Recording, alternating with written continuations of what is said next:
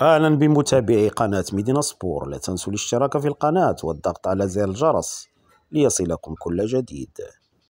استعاد حارس المنتخب المغربي ياسين بونو ذكريات مشاركته رفقة أسود الأطلس في مونديال قطر والإنجازات التاريخية التي حققوها، منوها بدور الناخب الوطني وليد الركراكي.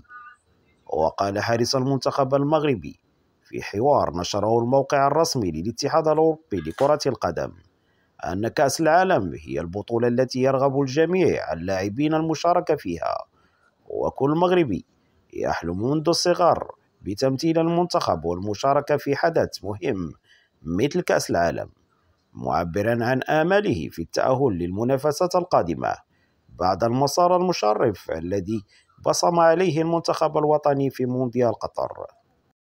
وتابع العنكبوت المغربي في حديثه عن مسار المنتخب الوطني في المونديال: إنه من الصعب وصف هذا الشعور وتفسيره. لقد أظهرنا أن المنتخبات الأفريقية والعربية يمكنها منافسة أفضل الفرق، ولقد فتحنا الأبواب أمام جميع الفرق لإظهار قيمتها في نهائيات كأس العالم المقبلة، ونأمل أن نتأهل لكأس العالم القادمة وأن نواصل ما بدأناه.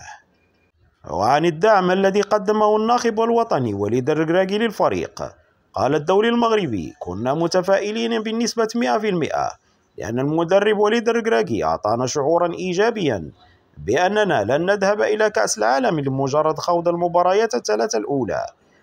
لقد نقل وغرس فينا الشعور بأننا يمكن أن نلعب دورا هاما في كأس العالم.